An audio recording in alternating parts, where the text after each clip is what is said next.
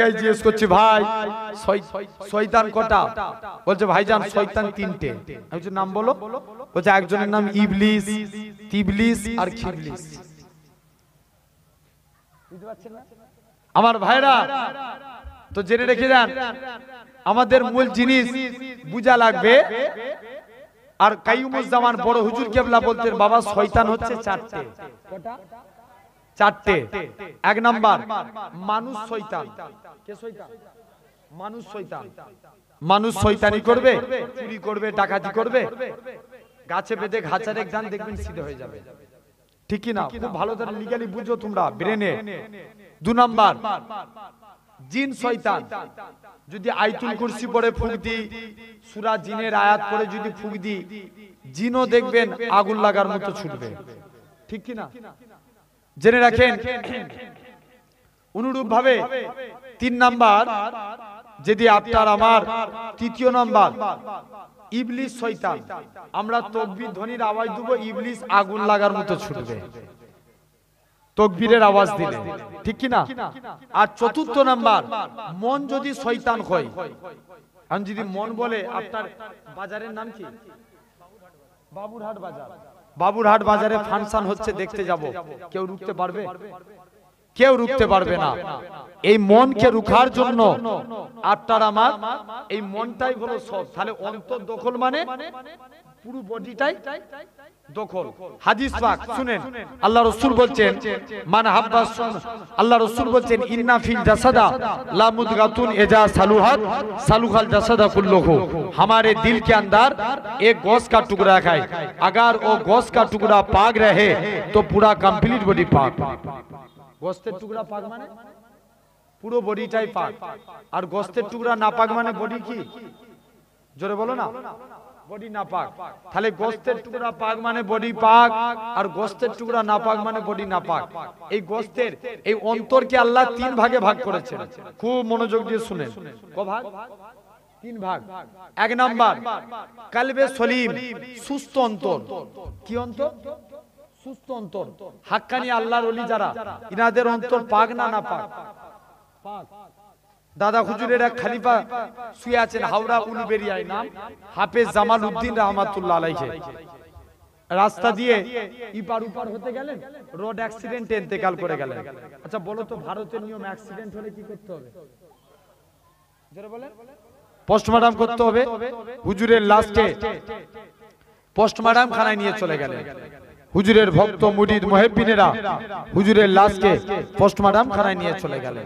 যাই যে দেখি মুসলমান ঘরের ছেলে মেয়েরা, বাবা তরুণেরা, হে নবী প্রেমিকেরা, আল্লাহ পাকের ওলি হযরতে হাফেজ জামালউদ্দিন রহমাতুল্লাহ আলাইহি মুরিদ মুত্তাকিদিনেরা কেঁদে কেঁদে বলেছিল, হে সরকারি প্রশাসনেরা, তোমরা আমাদের পীরের লাশটাকে পোস্টমর্টম খানায় নিয়ে যেও না, ময়না খানায় নিয়ে যেও না। আল্লাহর ওলির লাশটাকে দাড়িপাল্লা জোর করো, দাড়িপাল্লার একদিকে আল্লাহর ওলির লাশটাকে রেখে দাও, আর একদিকে আমরা মুরিদেরা টাকা দিয়ে টাকা দিয়ে টাকা দিয়ে হুজুরের লাশের থেকেও বেশি টাকা দিয়ে খানা বাড়ি করে দেব, তথাপি হুজুরের লাশটাকে পোস্টমর্টম খানায় নিয়ে যেও না। ও যুবকেরা, আল্লাহ পাকের ওলি হযরতে হাফেজ জামালউদ্দিন রহমাতুল্লাহ আলাইহি লাশটাকে পোস্টমর্টম খানায় নিয়ে চলে গেলেন। একটুখানি ছুরি দিয়ে কাটা হয়েছে, ওই কাটা অংশটা থেকে তখনও পর্যন্ত আল্লাহ আল্লাহ আল্লাহ আল্লাহ আওয়াজ খানা ভেসে উঠেছে। জাস্ট শুধু অন্তর পাক বলে। তাহলে আল্লাহর ওলিদের অন্তর কি? জোরে বলেন। পাক। পাক আমাদের অন্তর। দেখবেন আপনারা লক্ষ্য করে দেখবেন, মসজিদে ইমাম সাহেব নামাজে আজানে ডাক দিয়েছে হাইয়া আলাস সালাহ, কাম টু সালাত। যে নামাজের আগে সমস্ত কাজের আগে কাজ বাদ দিয়ে মসজিদের দিকে দৌড়ায়, জানবেন ও লোকের অন্তর পাক। আমি ভুল বললাম? আচ্ছা বলুন তো, আপনার এই থানা মিনাখানা, মিনাখা থানার আইসিইউ যদি আপনাকে ডাকে, আপনাকে যেতে হবে না? হবে না? লিগালি কথা বলে যেতে হবে না? আইসি ডাকলে, মিনাকা থানায় আইসি ডাকলে আবার আপনাকে যেতে হবে। যদি এসডিও ডাকে আপনাকে যেতে হবে না? যেতে হবে, জেনে রেখে দেন। তো অনুরূপ ভাবে আপনাদের কি মনে হয় আমার আল্লাহ আইসি থেকে ছোট? বড় না ছোট? অনেক। আল্লাহর সঙ্গে কারো তুলনা করা জোরে বলো যাবে? তাহলে আইসি ডাকলে যদি তোমাকে আইসির ডাকে সাড়া দিতে হয়, আমার আল্লাহ তো তোমাকে দিনে 5 বার ডাকে। ডাকে না? ডাকে না? কথা বলে না? আল্লাহ ডাকে না? হাইয়া আলাস সালাহ, তোরা নামাজের দিকে আয়। তাহলে আইসি ডাকলে আমরা চলে যাই, এসডিও ডাকলে চলে যাই, বিডিও ডাকলে চলে যাই, বড় নেতা ডাকলে চলে যান, কিন্তু আমার আল্লাহও তো আপনাকে ডাকে। তাহলে আপনি কেন আল্লাহর ডাকে সাড়া দেন না? জানবেন এই অন্তর নাপাক। ভুল বলছি? আচ্ছা আচ্ছা, একটু আমার ভাইদের তরফ থেকে রিকোয়েস্ট, একটু আগে আগে ফাঁকা জায়গাগুলো আছে ওইদিকে রিকোয়েস্ট করে বলি, আসো না, তোমার পীরের আওলাদ রিকোয়েস্ট করে, এই কোনের ভাইগুলো শুনবে না? তোমরা দাঁড়িয়ে আছো কেন? চলে এসো, এই দিকটায় চলে এসো। মাঝে ফাঁকা আছে, আপনারা মাঝখানটায় চলে আসেন। জেনে রেখে দেন। তাহলে আমরা আমাদের মালিকের ডাকে অন্তর পাক জানবেন। আপনি নামাজে আল্লাহ ডাক দিয়েছেন, আপনি নামাজ পড়বেন, এই অন্তর পাক আল্লাহর ওলিদের অন্তর পাক, বলেন ইনশাআল্লাহ। জেনে রেখে দেন আমার সোনার ভাইরা, আব্বারা, তরুণেরা। তাহলে আজ আপনাকে আমাকেও লক্ষ্য করতে হবে। 2 নম্বর আমার আলোচনা কিন্তু এটা নয়, সেই মনে আছে তো যুবক মুরব্বী অন্তরে অন্তরে মিলিয়েছে, কি দেখতে পাচ্ছে? আর সে আজি আমি 2 নম্বর আলোচনা, আল্লাহ রাসূল বলছেন 2 নম্বর হচ্ছে কালবে সলিম। 1 নম্বর কালবে সলিম, 2 নম্বর কালবে মাইয়িত। যাদের অন্তর মরে গেছে, যতই কোরআনের কথা বলেন, এরা হেদায়েত হবে? হবে? কোনদিন হবে না। 3 নম্বর আল্লাহ রাসূল বলছেন, 3য় নম্বর হলো কালবে মারিদ, অসুস্থ অন্তর। কি অন্তর? অসুস্থ অন্তর। আচ্ছা, আমরা রোগ হলে কার কাছে যাই? ডাক্তারের কাছে যাই। ভালো করেন কে? এই বিশ্বাস রাখতে হবে, ভালো করার মালিক আল্লাহ। ডাক্তার জাস্ট একটা ওসিলা, ডাক্তারের 14 পুরুষের ক্ষমতা নাই। তাবিজ হয়তো অনেকে তাবিজের ওসিলায় ভালো হয়ে যায়। ভালো করেন কে?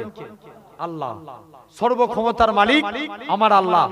আমার মনে পড়ে যায় একটা, দেখেন আল্লাহ সব পারেন। কে পারেন? আমার আল্লাহ সব পারেন। একটা পাইলট কি করে? ফ্লাইট চালায়। তিনি জুব্বা পরে মুখে দাড়ি রেখে ঘুরছে। এখন একজন হুজুর তাকে জিজ্ঞেস করছে, পাইলট তুমি এরকম সাজভুষে আছো? বলছে, এ আমার একটা বিরাট বড় ঘটনা ঘটেছিল। বলছে, বলো না। বলছে, শুনো তাহলে। আমি একদিন ফ্লাইট চালাচ্ছিলাম, তো আমাদের ফ্লাইটের সিস্টেম বলে দেয়, ইংল্যান্ডে আমি কোন একটা এয়ারপোর্টে ল্যান্ড করব। খুব মনোযোগ দিয়ে শুনেন, ওই টাইমে ল্যান্ড করার আগে আমাদের সিস্টেম চেক করতে হয়। তো আমি সিস্টেম চেক করলাম যে ফ্লাইটের চাকা খুলবে না। তখন আমি এয়ারলাইন্সের লোকেদের সঙ্গে যোগাযোগ করলাম। তারা ভাবলো এত যাত্রী সহ আজকে সবাই মারা যাবে, উপায় কি আছে? ফ্লাইট যিনি পাইলট তিনি বলছেন, তো আমি খুব চিন্তার মধ্যে পড়ে গেলাম, আল্লাহ কি করে আমি ফ্লাইটটাকে নিচে অবতরণ করাবো। যখন এই চিন্তা করলাম, বলছে আমি একদিন ওয়াজ শুনছিলাম, তো ওয়াজ শুনতে শুনতে যিনি হযরত তাকরীর করছিলেন উনি বলছিলেন আমার আল্লাহ সব পারে। তো আমার ওই কথাটা অন্তরে গেঁথে গিয়েছিল। আমি বিসমিল্লাহ বলে একবার আমার ওই সুইচে হাত দিলাম, আল্লাহ তুমি সব পারো, অটোমেটিক চাকা খুলে গেছে।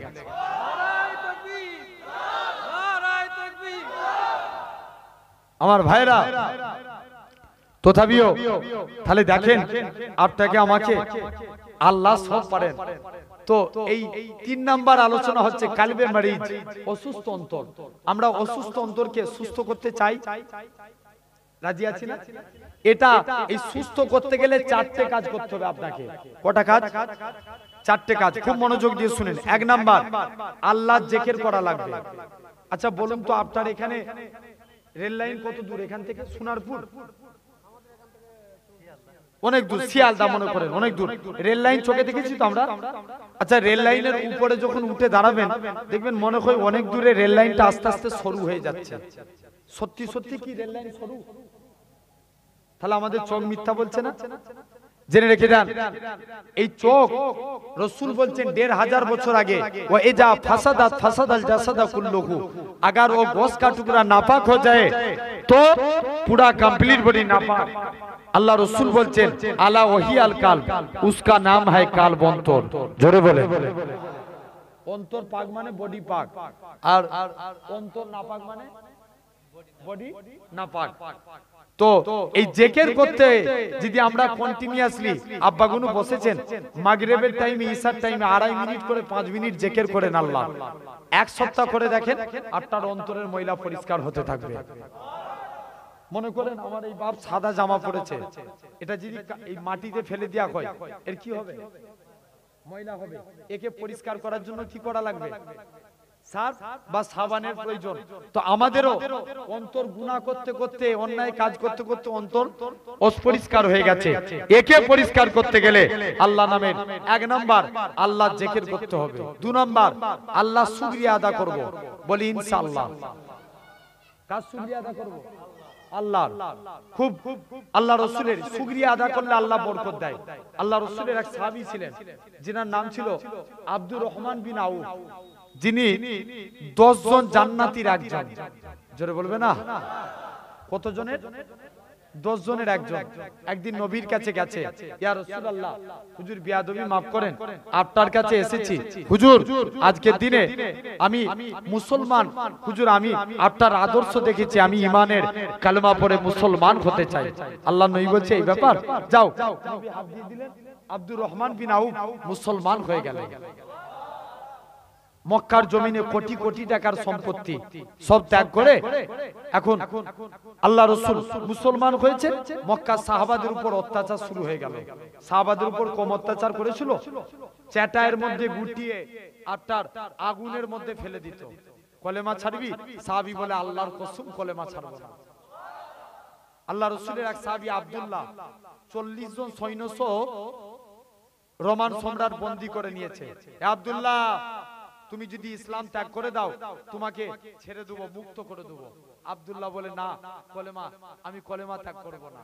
বলছে ঠিক আছে। দুজনকে মেরে দিলে, 40 জন থেকে দুজনকে মারলে থাকে 38। বলছে কলেমা ছাড়বে, দেখো দুজনকে মেরে দিয়েছি। আবার দুজনকে দেখলেন 36 হয়ে গেল। অফার করে আব্দুল্লাহ, আমার সম্পত্তির অর্ধেক তোমাকে দান করব। আব্দুল্লাহ বলে না, আমার এইসব কিছু চাই না। তুমি যদি আমাকে এই অফার করো, চোখের পলক ফিরাতে যতক্ষণ সময় লাগবে তুমি তাম পৃথিবীর সম্পত্তি আমাকে দিয়ে দিবে, আল্লাহর কসম আমি কলেমা ছাড়ব না। তাদের ঈমান খানা দেখেন তো। একটা বলছে সুজা আগুলে ঘি না উঠলে কি করতে হবে? আগুন দেখাতে হয়। বিরাট বড় একটা গরম তেল আপনার ফুটাতে লাগে। বলছে তোমাদেরকে তেলের মধ্যে ফেলে দেবো। তেলের কাছে আব্দুল্লাহকে নিয়ে যায়, ঝরঝর করে কাঁদে। রোমান সম্রাট বলে আব্দুল্লাহ তুমি কাঁদো কেন? বলছে আমি এমনি কাঁদি কারণ আল্লাহ যদি আমার মাথার চুল পরিমাণ হায়াত দিত, আল্লাহর কসম আল্লাহকে খুশি করার জন্য মুস্তাফার ভালোবাসায় হাসতে হাসতে আমি জীবনকে বলিদান করে দিতাম। ততবারই আমি জীবন দিতাম। আরে শুনে রাখেন তো, সেই সাহাবী আল্লাহ রাসূলের সাহাবাদের আব্দুর রহমানের উপরে অত্যাচার শুরু হলো। আব্দুর রহমান নবীর কাছে যে বলছে হুজুর মুসলমান হয়েছি বলে মক্কার কাফেররা আমার উপরে অত্যাচার করে। আল্লাহ নবী বলছে এই ব্যাপার, যাও তুমি মদিনায়, তুমি আজকের দিনে হাবশায় হিজরত করো। কোথায় হিজরত করবে? হাবশা। আব্দুর রহমান বিন আউফ হাবশায় চলে গেলেন। আস্তে আস্তে করে তিনি হাবশায় চলে গেলেন। হাবশায় গিয়ে আব্দুর রহমান বিন আউফ চলে গেলেন। মক্কার জমিনে সব সম্পত্তি ত্যাগ করে হাবশায় চলে গেলেন। আল্লাহ নবী কিছুদিন পর নবী আমার মদিনায় হিজরত করলেন। মুসলমান ঘরের ছেলে মেয়েরা, পানা তরুণেরা, হে নবী প্রেমিকেরা, আল্লাহ নবী সাহাবীরা, এরা খুব ভাবে আস্তে আস্তে করে আল্লাহ নবী আবু বকরকে সাথে নিয়ে মদিনার দিকে হিজরত করে চলে গেলেন। আল্লাহ নবী সাহাবী আস্তে আস্তে করে মদিনার দিকে চলে গেলেন। ও যুবকেরা, ও নবী প্রেমিকেরা, আল্লাহ নবী সাহাবী হযরতে আব্দুর রহমান, এরা খুব ভাবে মক্কা সাহাবীরা নবীকে কষ্ট দিল, মদিনা সাহাবীরা আল্লাহ নবীকে দিল থেকে মেনে নিল। আল্লাহ নবী বলে, এ মদিনা সাহাবীরা, তোমরা আমি নবী আমাকে কতটা ভালোবাসবে। সেদিন তারা খেজুর গাছের উপরে উঠে সেদিন তারা ওয়েলকাম জানিয়েছিল। সেদিন তারা পড়েছিল, তালাল বাদুরু আলাইনা মিন সানিয়াতিল বিদাই ওয়াজাবা শুকরু আলাইনা মাদানিল্লাহি দাই। ও যুবকেরা, আল্লাহ নবী মদিনায় তশরিফ নিয়ে চলে গেলেন। মদিনার যুবকেরা আল্লাহ নবীকে গোল করে ঘিরাও করে নিল। আল্লাহ নবী বলে, বাবা সাহাবীরা, আমি নবী আমাকে কতটা ভালোবাসবে। মদিনার যুবকেরা, মদিনার তরুণেরা বলেছিল, ওগো নবী, যতক্ষণ আপনার শরীরে জানটুকু বেঁচে থাকবে আপনার ক্ষতি হতে দেব না।